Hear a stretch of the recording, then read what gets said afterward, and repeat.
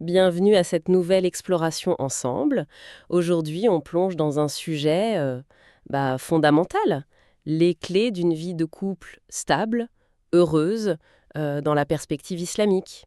On va s'appuyer sur les enseignements d'une conférence du cheikh Abdussalam Ash-Shaywair. Oui, une conférence assez riche qui détaille la vision islamique des relations dans le mariage, les devoirs de chacun et puis aussi les défis, quoi. C'est ça. Notre objectif, c'est un peu d'extraire l'essentiel, de comprendre comment, selon ces enseignements, on peut cultiver une vie de famille, disons, plus épanouie. On sent qu'il y a une insistance sur l'effort, hein, un effort conscient. Tout à fait. C'est pas quelque chose qui va de soi, apparemment. Bon, alors attaquons cette analyse. D'emblée, il y a un verset du Coran qui revient tout le temps comme un fil rouge.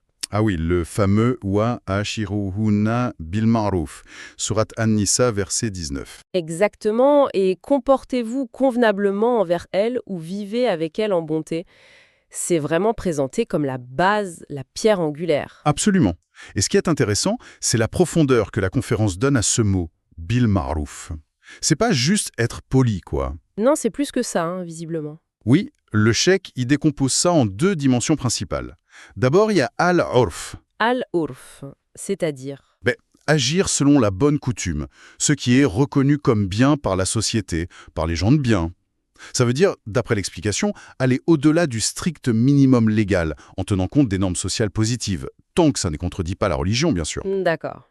Donc une dimension sociale, presque culturelle, mais validée. Voilà.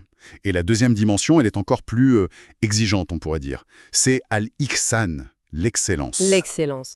Oui, viser l'excellence dans le comportement, dépasser les attentes, rendre le bien pour le bien et même, idéalement, répondre au mal par le bien.